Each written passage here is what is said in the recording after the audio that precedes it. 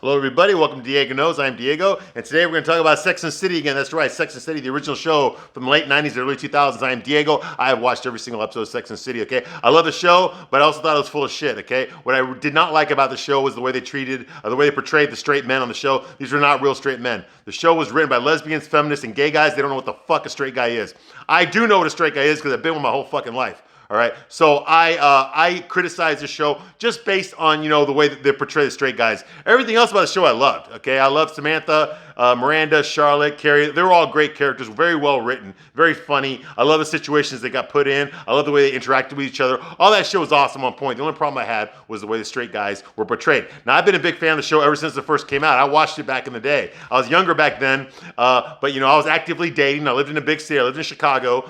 So I was out there hanging out with my friends. I knew a lot of beautiful women, dated lots of girls, and they were all watching the show. And so that's how I got interested in the show. Okay, I was trying to get laid, honestly. I was trying to get laid. And all the girls I knew were watching the show, so I figured I'd watch it too. I already had HBO because I was watching Sopranos, so I figured I'd watch the show as well. Then I got hooked on it because I liked the show, okay? But for the most part, the only problem I had with the show was the way they depicted the straight guys, okay?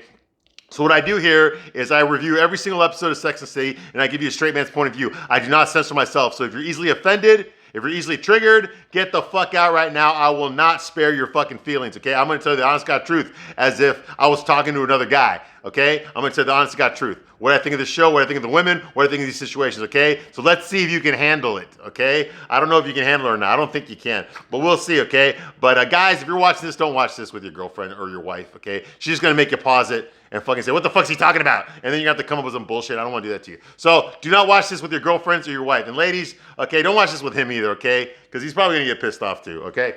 Maybe he'll get pissed off because you're getting pissed off, all right? He's going to get embarrassed, all right, if he watches it with you, okay? So anyway, so let's not go there, okay? Let's try to keep some civility here. Okay, so the episode we're going to talk about today is from the original show, Season 5, Episode 6. The name of this episode is called Critical Condition. Critical Condition. So it's going to deal with criticizing and reviewing stuff, okay? So this episode starts off with Carrie's worried about the reviews for her book are going to get published like the next day in the newspaper. All the critics are going to review her book, and she's going to see what they think about it, right? So Carrie goes with Stanford to some fucking some Broadway review, okay, where Stanford's boyfriend is in there. He's part of the cast, and they're fucking dancing this fucking trans. Okay, I was gonna say a drag queen, but I guess you can't say that anymore, right? Some trans thing. Yeah, I said thing. That's right. It's fucking up there singing all that jazz, and there's two guys dancing behind her, and one of them is Stanford's boyfriend, Marcus. All right. So yeah, okay, and so it's fucking awful. It's fucking horrible. And Carrie's looking at this like, what the fuck am I watching? Okay, exactly what I was thinking too. Okay, but this show was written by gay guys, lesbians, and feminists. So of course, this is standard procedure on this fucking show. For every show, you're in a fucking gay bar, basically. All right. So she's like, oh, okay, now I understand the 3-drink minimum. Which was funny. So anyway, Carrie excuses herself. She goes into the ladies' room. Okay, while she's in there, there's these two women that are bitching in the shitter. Okay, there's these two women bitching in the toilets while Carrie's in front of the mirror, right? And they're bitching about like there's no fucking straight guys in this whole fucking place, so she's pissed off about that. The show is fucking horrible. We were talking about the drag queen show is fucking absolutely horrible. It's a piece of shit. Yes, it is. Thank God we don't have to see all of it, So basically, it's the same shit that Carrie's thinking in her mind. Okay, these women are just saying it out loud, okay? So anyway, one of the girls comes out of the toilet, and she looks over at Carrie, and she's like, you're Carrie Bradshaw, aren't you? And she's like, yes, I am. And she looks at her and gives her like gives her one of those faces. And for the rest of the episode, Carrie calls it the face girl, because she gave her a face, like like that. And Carrie's like wondering why the fuck this woman is just fucking giving her one of those faces. And she tells her, I dated Aiden after you. So now Carrie's like, oh? Because Aiden, the one that she fucked over, okay, basically let them stand, not at the altar, but she refused to marry him when he proposed, okay? And that was the second time they got together. The first time, she cheated on him with Big, okay? So no fucking wonder Aiden probably doesn't have a lot of good things to say about her, okay? I wouldn't either, but then I'm not as dumb as fucking Aiden, okay? I was dumb in my 20s, I took back girls that cheated on me back then, but I quit doing that by the time I was in my 30s, and Aiden, I guess, never picked that up. Okay, so yeah, this is the girl he dated, Aiden dated after Carrie. So of course, you know, he dropped off all his baggage on her, which is kind of fucked up because most guys, you know, I know there's a lot of guys I heard that do that. Unfortunately, it is 2022, and a lot of guys are fucking being raised by their single moms and being told you got to give the woman everything to be happy, which is actually fucking bullshit. You actually got to get something out of it too. Okay, a lot of guys didn't realize that today. Back then, more guys did realize that, but Aiden was not one of them. Okay, Aiden tried to give Carrie the world. All right, so of course she fucked him over. All right. But yeah, you know, Aiden's too much into his fucking feelings, okay? So yeah, he's probably gonna have a lot of baggage from Carrie and drop it off on his new girlfriend, which he shouldn't have done. He should have jumped into a fucking new girlfriend. Honestly, he should have just fucked a lot of girls, and then when he felt ready, get into another relationship. But instead, Aiden's the kind of guy that goes from relationship to relationship, instead of just like, you know, riding the fucking pussy carousel. Yeah, how about that, ladies? The pussy carousel. Yeah, no one's gonna make a fucking show about that, are they? No, they're not. You know why? Because they would be sexist. If you had a bunch of guys just out there boning all these fucking girls and talking to each other about it and giving each other high fives, right? Wouldn't that be awesome? It would be the most watched show on fucking HBO, but you're never gonna fucking see that shit because that's sexist, okay? But it's okay when women do it, right? It's okay when they're riding the fucking cock carousel. That's okay. Anyway. Never mind. What the hell do I know? Okay, so yeah, I'd watch that. I already written that show. First season's already been written. I already wrote it. It's done. It's in the can. It's in the shitter. I already wrote that season. You ain't gonna see that. Anyway, okay. So anyway, yeah, no one wants to see my fucking show though, because it'd be too truth like this. It'd be too factual. All right. So anyway, Carrie complains to her girlfriends about it at the diner that they always go to. She gave me one of those. Ooh, you know, you really fucked him up faces. You know, she sells that to her girlfriends. Miranda's like, fuck that face girl. And Miranda looks like shit, by the way. She looks like she hadn't slept in 2 fucking days. No makeup. Her hair looks like shit. She's dressed like shit. You know, bags under her eyes, you know. And she's like, I haven't slept for days. You know, Brady, my baby, keeps crying nonstop. I can't please him. Nothing I do can please him. I swear to God, he was 35 years old. This will be the point where we break up. And Samantha's like, oh, that reminds me, I have a hair appointment at Roger Candy's tomorrow. I need to go make that. Oh, hello? Yes, I have an appointment at 5:30. Okay, great. Oh, thank God. Crisis averted. You know, she's completely ignoring the fact that Miranda's bitching about her life, okay? And Samantha does that, right? So she books her appointment salon. Charlotte's like, you know, Miranda, I'm meeting with my divorce attorneys. Okay, their names are Bloom and Goldenblatt. Goldenblatt. Ooh, we're going to hear that name again. I'm meeting with my divorce attorneys, Bloom and Goldenblatt. Are they any good? And she's like, oh, yeah, they're really tough. Good, because are they tough enough to stand up to Bunny McDougal? Which is her mother-in-law, the old bitch, you know. Well, hey, she got a right to be a bitch, though. I know she's very pretentious and pompous and stuff, but she got a right to, after what Charlotte did. Yeah, she got a right to be that way. All right.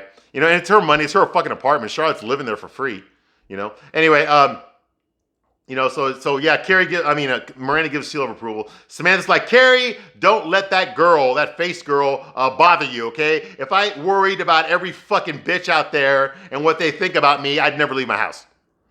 She got a good point. All right, moving right along, Charlotte meets with her lawyer. I don't know his first name, but his last name is Bloom, and he's like this super good-looking guy. So Charlotte cannot concentrate. Now, it's a divorce attorney, okay? So Charlotte is going to get upset. Okay, when things get brought up, okay? She wants to get angry about certain things that Bunny McDougal is demanding in the divorce settlement, okay? But she realizes that she can't get angry in front of this guy. She can't go like, ah! You know, she can't do that because he is too fucking good looking. And she's attracted to him, and she does not want to get angry in front of this good looking guy. She starts putting her lipstick on, you know, and like scoping herself out a little bit to see how she looks like in front of him. And she realizes that she's attracted to him and she wants to fuck him. And that's not the perfect person to have as your divorcer, because she's going to get emotional and she doesn't want to get angry emotional in front of him. Okay, because that's going to ruin. She's afraid that he won't be attracted to her if she does, and she's right. Actually, she's actually right. So she noticed that his partner comes in the room. His name is Harry Goldenblatt. Yes, Harry Goldenblatt. This is his first appearance. He shows up to get a bagel, and then while he's eating the bagel, he fucking spits it out. What the blueberries in this? What the fuck are blueberries doing in this bagel? Okay, he spits it out in front of Charlotte. So obviously this guy, and he's unattractive. Come on, man. It's Harry. It's Harry. Okay, come on. He's not the best looking guy in the world. All right, come on. So Charlotte is not attracted to him at all. So she figures she can get emotional in front of him, and because she's not trying to fuck him, not yet anyway. She's not trying to fuck him, so she decides to switch attorneys and go with Harry instead of going with Mr. Bloom. All right. And all Charlotte is really concerned about is keeping the apartment. That's all she really wants in the settlement. That multi-million-dollar apartment she's been living in for free that her husband gave her. Yeah, she just wants to keep that. That's the most important thing. Everything else she doesn't give a shit about. Okay. And he tells her, hey, it's not your apartment, it's Trey's family's apartment, and Bunny's gonna fight her on this, all right? So she is worried. So anyway, like I said, she gets Harry to be her attorney instead. Okay, Samantha, meanwhile, is smoking weed, and she's playing with her vibrator. It's not really a vibrator, it's a neck massager, the kind that you buy at Sharper Image, that absolutely no woman uses it as a neck massager. They use it to fucking play with their pussy. Yes. Okay, I actually have one back there. Okay, but the double pronged one, not the single pronged one, like Samantha has. Okay, and I actually use it for what? I use it for my fucking back, like you're fucking supposed to. Jesus Christ, I work out, man. My back gets sore. You put that thing on. Oh God, it's fucking awesome. I don't use it for anything else. Okay, I don't use it for anything else. All right. I actually use it for what it was designed for. I know what you girls really use it for, okay? But I actually use it for what it was designed for, okay? Anyway, Samantha's vibrator breaks. Her neck massager breaks, so she's pissed off because she's stoned now, and now she can't get off because her fucking vibrator broke. So she's pissed off. All right. Moving right along. Brady, that's Miranda's baby. He keeps crying. He's probably a few months old. He's really cute, though. He really is. He's crying all the fucking time. Miranda's fucking frustrated as shit. It's 2:30 in the morning and the baby's fucking crying and now someone's knocking at her door. So she goes over to the door. It's her neighbor. It's this black woman named Kendall, and that's Miranda's neighbor. And she tells her, hey, it's 2:30 in the morning. Your baby. You got to quiet your baby. She's like, oh, look, I'm a mom. What the hell do you expect me to do? And Kendall, that's the black woman, says, she's like, you know what? I'm also a mom and I also have a baby, and if you had ever bothered to talk to me one of the hundreds of times you've seen me in the elevator, you would know that about me, okay? And she walks away from her. So now Miranda feels like shit, which she should. Not only is she a bitch to fucking men in general, she's a bitch to everybody. Yeah, everybody. Not just guys. Which is kind of fucked up. Actually, she's actually a bitch to everybody. The only one she's not a bitch to are her girlfriends. Her 3 girlfriends. That's it. Everyone else, she's a fucking cunt. Yeah, I know, right? So now Miranda feels like shit, but don't worry, it ain't gonna last long. She's always gonna get fucking self-righteous real soon. Okay, so that's going on here. Carrie buys a newspaper to get the reviews on her book. And she almost walks into a guy that's fucking pissing on the wall. It's kind of gross, but hey, it's New York, right? Okay, so she's reading it there. She's reading it out loud to Miranda on the phone. She's like, oh my God, it says here, single women rule and men are disposable. Well, no fucking shit. You just described the show, okay? That's the show, Sex and the City, okay? And she's like, ouch. No, that's the show you made. That's not just the book Carrie wrote. That's actually the show. That's what it's about. Men are disposable on the show. I've said it many times. Okay? That is completely correct. Okay? And Carrie's like, I don't dispose of men, do I? Yes, you fucking do, Carrie. You haven't noticed that? Every fucking episode, especially in the first 2 seasons, every episode, same fucking shit. You meet a guy, you like the guy, you fuck the guy, you find something wrong with him 5 minutes before the episode's over, and next episode, rinse and repeat. Same fucking shit every fucking episode. All right? Which was cool for you, because you're empowered. You're in charge of your own sexuality, right, ladies? But when we do it, we're assholes. And you go, no, you're not. You're no. To other men, we're players. But to women, we're assholes. Get the fuck out of here. All right. So that's going on here, she's looking at it here, and it says single women rule the world, that kind of bullshit. Miranda's trying to talk to Carrie, but she can't really concentrate. She hasn't slept at all. She looks like shit. She's trying to get ready for work. It's the morning, she's looking at herself in the mirror. She actually falls asleep at one point on the phone, standing up on the phone, talking to Carrie. Okay, and Carrie's like, some of the men in the book are maybe a little bit disposable, but this review makes it seem like all men are disposable. Yes, it does, because they're not reviewing. That review is not for your book, Carrie. It's a review for the show Sex and the City. Okay? Yes, all the men are disposable. They're all disposable. They're like fucking toilet paper. And you women go through fucking toilet paper. You know? Like fucking Julia Roberts goes through men. Like Taylor Swift goes through men like toilet paper. Okay? Look at all these fucking bitches in Hollywood. They just keep fucking guys left and right over and over again. You know? It's always another celebrity. Like, what the fuck? And every time the magazines try to write a story about it, they never say, oh, she's a fucking slut. She's she got more bodies than fucking Hitler. No, they're always like, oh, she had her heart broken again. Oh, will she ever find true love? No matter how many guys she has to fuck. Anyway, all right. So yeah, oh my God, that's you know, that's what they meant. Okay. So anyway, that's what the face meant. Anyway. Yeah, they're calling the woman from the bathroom the face girl, all right? So she's thinking now that Aiden thinks that he was disposable. Maybe Aiden thinks that he was disposable as well, which, yeah, he was. Of course he was. I knew that. Everybody knew that, you know? So she tells Miranda on the phone, hey, you know, Steve and Aiden, they're still friends, right? Has he said anything to you? Has Steve said anything to you? Maybe Steve hates me too, you know? And Miranda's like, you know, Steve does not hate you, Carrie, you know, and you don't see him because I've been keeping him away. Because if he shows up around here, I'm gonna ask him to marry me just so he can help me raise our fucking kid. Carrie's like, you know, I worked hard at taking care of Aiden's feelings. You know, tell Steve that. Make sure he knows that. And Miranda's like, okay, you know what, Carrie, shut the fuck up, Carrie, okay? Why don't you call your best friend Samantha? She's the one with all the fucking free time on her hands. She's the one that ignores the fact that I have a kid now and I can't hang out as much as I used to. Why don't you go fucking talk to her about it, okay? And hangs up on her. And Carrie's like, oh? Well, yeah, Carrie, she's being a self-centered fucking bitch. Everything's about her. It always is. It's not just this episode, okay? Every fucking episode. It's always about Carrie's world, okay? Yes, I know she's the main character, okay? But yeah, she is the star of her life, okay? She's the main character of her own life. And every fucking episode revolves around her. What do people think about her? What does she think about this? What do they think about her? It's always about her, okay? Never about anybody else. It's always about her. Okay? That never changes throughout the entire series. And this episode is just pointing it out more. Like, bitch, fucking Carrie, all your friends got their own fucking problems, okay? They can't all focus on fucking you all the goddamn time. Oh, well. But what do I know, right? All right, so that's going on here. You know, the thesis of this episode is, why do we believe our worst reviews? Why do we believe our worst reviews? That's the thesis of this episode, okay? And while she's typing that, she's sipping coffee, and you can clearly see that coffee's leaking out of the cup, out of the mug, and she puts it down, she gets coffee all over her fucking newspaper. I thought it was funny.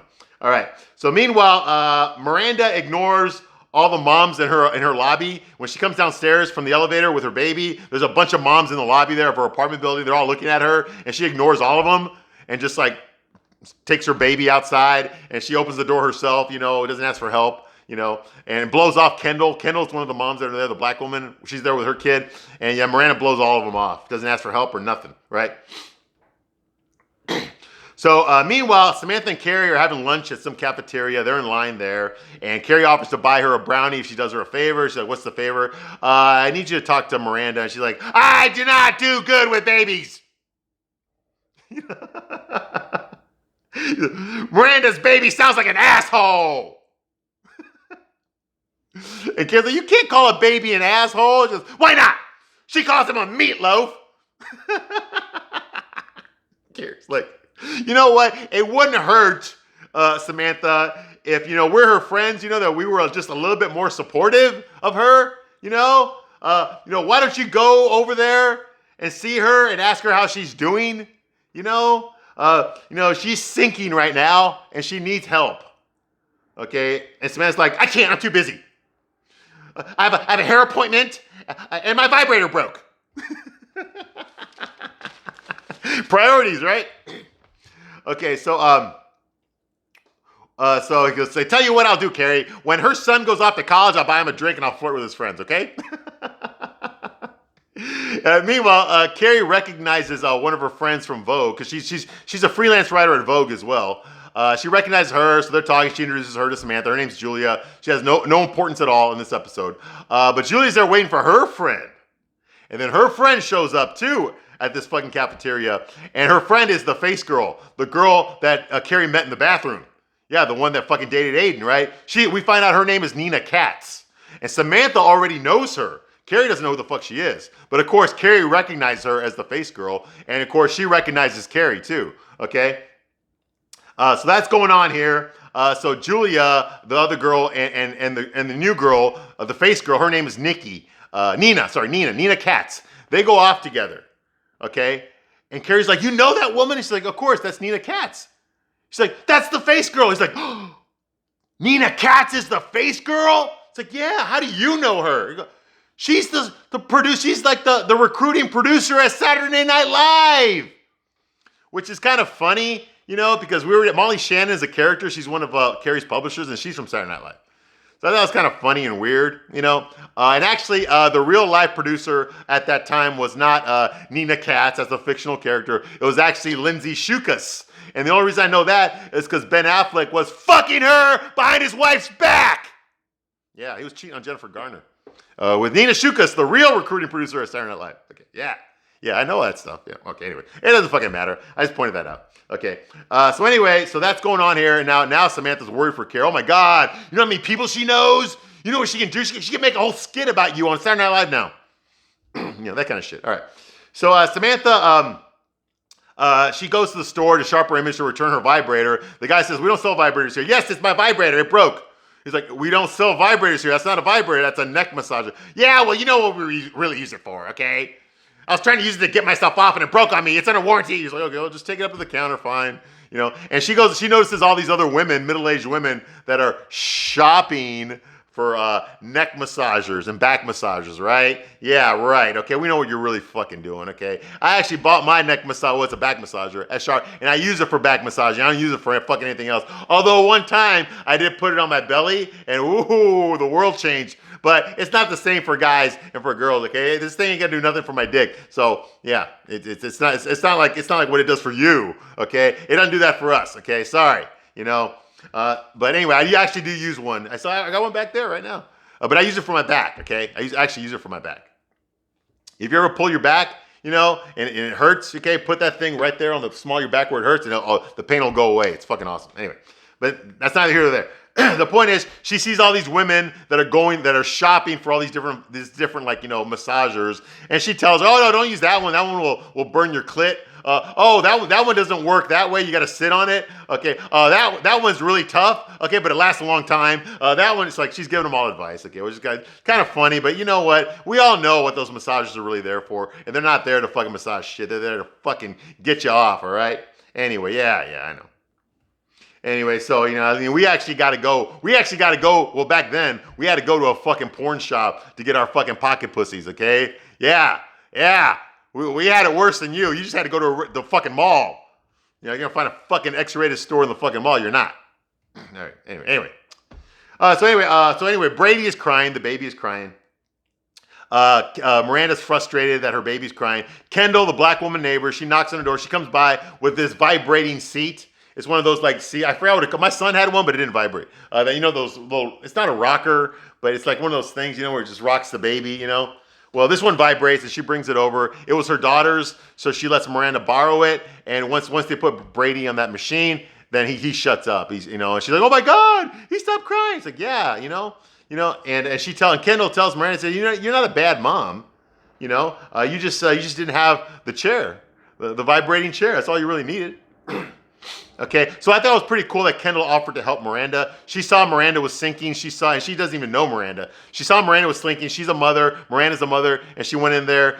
She was actually shocked that none of Miranda's friends have kids, because that's how Kendall learned how to be a mom, was from talking to her friends that had kids. Miranda doesn't have anybody like that, so she's actually helping Miranda out. And I thought that was very sweet that her neighbor would do that. That's like in the Bible, you know. Are you my brother's keeper? You know, do you take care of your neighbor? That thing. I thought that was really sweet and very touching. All right, so that's going on here. The very next scene, Samantha's knocking on the door, and same place, Miranda's place. Miranda opens the door. Samantha, she's like, Samantha, what are you doing here? She's like, I'm not Samantha, you are. And you have an appointment?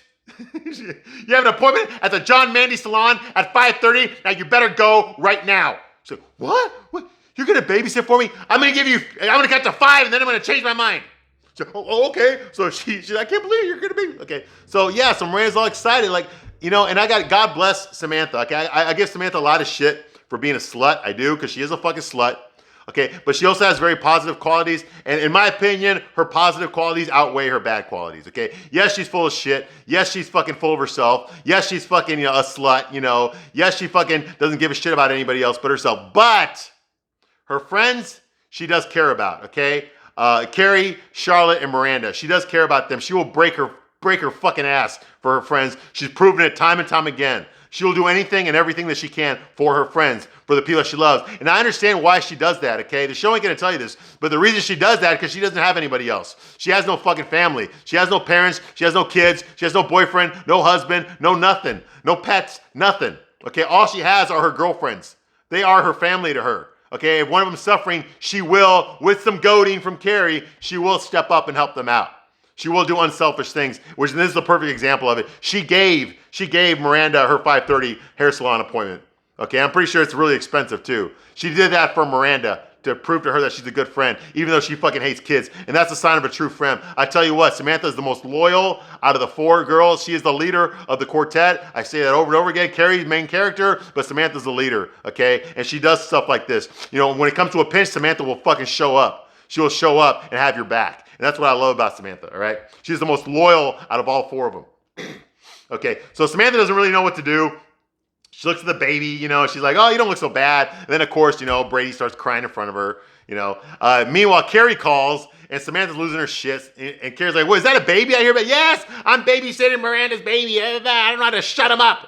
And Carrie wants to talk about the reviews. She's like, Nina, I was watching Saturday Night Live and I saw Nina's name in the credits, and what do you think she thinks about me and Aiden? What do you think she told? I think Aiden probably told her that I was this and that, and Samantha's like, no, Carrie, shut the fuck up. I'm trying to deal with this fucking crying baby. I can't fucking listen to your fucking bullshit anymore. Why don't you go call Charlotte, okay? I think she's got more time to talk to you than I do. Bye. Holy shit. Another person puts Carrie in her place. All right. Okay, so that's going on here. And then later on, Miranda comes back home, and Brady's not crying anymore. The chair broke, the vibrating chair broke. So what Samantha did, she took her neck massager / vibrator, and she put it behind Brady's back, so it's vibrating. So Brady's all happy now. The baby's all happy now. Yeah, and good use of the tool, right? Okay, excuse me. Meanwhile, the preliminary divorce proceedings are happening at the office, okay? So Harry is there with Charlotte, and Bunny McDougal is there with her attorney. Her attorney's named Alan, okay? So they're there, and they're going over the terms. Apparently, Bunny McDougal, all they want to give Charlotte is the coin collection, and that is fucking it. They're not going to give her nothing else, okay? And that's according to the prenup that Bunny made Charlotte sign. She didn't get a lot of money unless she stayed with Trey for like 5 years, and she didn't even make 1 year with her husband, and then she started divorce proceedings, okay? So yeah, so she violated the terms of the prenup, so Bunny feels that she shouldn't get anything except maybe the coin collection, okay? Well, Harry's like, she does not want the coin collection. She wants the apartment, all right? So that's going on here. Bunny's whispering some stuff, Charlotte tells Bunny, like, hey, Trey promised me that apartment. And Bunny goes over to her lawyer and says, like, yes, and she promised, till death do you part. And Charlotte's like, you know what, Bunny, if you have something to say, why don't you just say it out loud? Ooh, well, Bunny's got a lot to say. Okay, this is what she says. She's over there. She says, okay. Bunny says, okay, you promised my son until death do you part. Okay? You took a vow. And when things didn't go your way, you decided to break that vow. My generation did not believe in, we believed until death do you part. For better or for worse. We did not believe in for better or until the road gets rocky.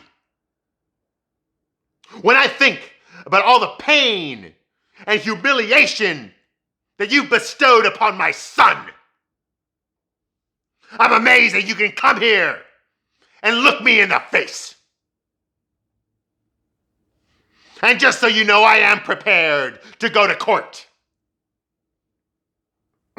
Well, at that moment, Harry's secretary comes in there with a telegram. And Harry's like, oh, well, Miss McDougal here. I have a telegram here from Scotland. It's from your son, Trey. It says, Charlotte was a wonderful wife. Stop. Did nothing wrong. She did nothing wrong. Stop. Give her what she wants. Stop. Seriously, mother. Stop. Well, she grabs it and looks at it herself, and she looks at her lawyer, and she's like, you can have the apartment. That's it. Okay, and she walks out of there. Charlotte actually runs over to Bunny and apologizes to her for the marriage going wrong. She's like, I'm sorry that all this happened. And Bunny McDougal ain't having none of it. She just leaves, all right? So, yeah. But Harry comes up to Charlotte and goes like, hey, ding dong, the Wicked Witch is dead. We won. And that's all Charlotte wanted was the apartment. She still don't deserve it, honestly. That's not her apartment. She's not paying for that apartment. All she did was marry a rich guy. And when he felt bad that the marriage wasn't working out anymore, he just decided to give it to her, okay? She did not earn that apartment. She doesn't even fucking work, all right? But even though I'm attracted to Charlotte, she is the gold digger of the episode. She's the gold digger of the show, honestly. She cares more about a guy's money than anything else, really. Even though I'm more attracted to her than any other women on the show, she's my number one pick out of the four. She is a gold digger and she is an airhead. But yeah, you know, she married a rich guy. Hey, you know what? I can't really judge her because you know what? I mean, if fucking Sandra Bullock walked in, you know, and met me and then we got together, fuck yeah, I would not sleep with her. Or marry her for money. I would not do that. I would never marry a rich woman for money. I would marry her for lots of money. Hey, this ain't about me. Okay. Okay, so Carrie goes to visit Steve to talk to Steve about herself, of course, you know, and she asks him how Aiden feels about her. You still talk to Aiden? Does Aiden say anything about me? Is he still mad at me? You know. And Steve's like, oh, come on. You don't really want to get back with Aiden, do you? After what you did last time to him? You know? And Carrie's like, well, now I know how you feel about me. Hey, you know what? Steve was Aiden's buddy. They're business partners. They're friends. You know? And he's talking to the girl that fucked over his friend. You know, so yeah, I can understand him, you know. But one thing about Steve is he's not holding that against her. Like if it was the other way around, you know, like if Aiden fucked over Carrie and then Carrie started having a conversation with Samantha, do you really think Samantha would be civil and polite and nice to Aiden? Fuck no. She would fucking grab a fucking knife and try to fucking cut off his fucking balls. That's what Samantha would do, okay? Or she'd fucking hit him with a rock or some shit. She wouldn't be civil. See, that's the difference between men and women, okay? Yeah, exactly, all right? But Steve's like, oh, he's great now. You know, but back then, man, he couldn't get out of bed. You know, he was always eating. He was sitting in his room, man, eating chicken wings for a month. You know, I think he lost his ability to open up and trust women again. And Carrie's like, what? Aiden said that to you? No, of course not. We're guys. We don't talk about shit like that. I just ate the wings with him. No, it's a girl he was dating, Nina. She told him that. And that's actually true. We don't talk about shit. Like, we don't talk about our feelings, okay? When I'm talking to the other guys, we don't talk about our feelings. In a typical breakup conversation that a guy will have, another guy will be like, hey, you know what? Sarah and I broke up. Oh, man, that fucking sucks. Yeah, but she's a fucking cunt. She's a fucking bitch, and I'm glad she's gone. I'm going to go fuck someone else now. All right, I think I'm going to fuck Gwendolyn tomorrow. All right, man, good for you. Boom. Yeah, that's what we do. That's what we do, okay? There's none of this, oh, I gave so much to the relationship. And what did I get in return? No, none of that fucking bullshit. Get the fuck out of here with that shit, man. You girls make mountains out of molehills, swear to God. All right. I'm not saying that relationships don't fucking suck when you break up. They do, okay? But we don't have to blow them up into the fucking end of the world, all right? They're not. They're not. You grieve and you get over it and you move on. You don't fucking stay there. Unfortunately, a lot of guys today, they're staying there. They ain't moving on. Why do you think nobody's getting married anymore, man? What the fuck? All right, so that's going on here. Okay, so Carrie and Stanford, they decide to go out and they're talking and walking through some I guess they're like going through the fucking some open market or some shit, you know. And they're walking together and they're talking. Of course, Carrie's talking about herself. She's talking about Aiden. And she's telling Stanford that, hey, she's going to hunt down Nina Katz, find her so that she can tell her side of the story, okay? Because she's like, she's over there, running her mouth, telling everyone what a bitch I am. And she's never even spoken to me about my side of the story. So, and Stanford's listening to all this, and he says like, hey, Carrie, what do you think about Marcus? Marcus is his boyfriend, remember? And she's like, oh, he's okay. But anyway, I don't want her talking all this shit about me, because it only takes one bad review, one bad review to make all the good word of mouth evaporate. Okay, and then Stanford's just like, stop, Carrie. I'm done. I'm done, Carrie. I've been listening to you talk about Aiden for 10 blocks and for 2 years. You're my Machiko Kakamatsa, wherever the fuck that means. How many relationships have I been in since you've known me, huh? And I asked you one thing about my boyfriend, and all you say is he's fine. That's it. And then you go right back to talking about whatever the fuck you're talking about. So, well, I'm sorry. Anyway, while this is going on, Nina Katz is there with Heather Graham. Yes. And Heather Graham was in my top 5 back then. Oh my God, gorgeous, beautiful Heather. You know Heather Graham, okay? You all know Heather Graham, okay? The Spy Who Shagged Me, Austin Powers, Boogie Nights, fucking, Heather Graham, fucking drop dead gorgeous Heather Graham. Oh my gosh, she was so fucking hot back then. I gotta stop talking about it. Anyway, she's there because she's friends with Nina Katz, of course, because SNL, right? So they're there, they're talking, and Carrie decides that she wants to talk to Nina in private, and she does, and she tells her, hey, listen, I was good to Aiden, blah, blah, blah. I'm not a bad person, this and that, and blah.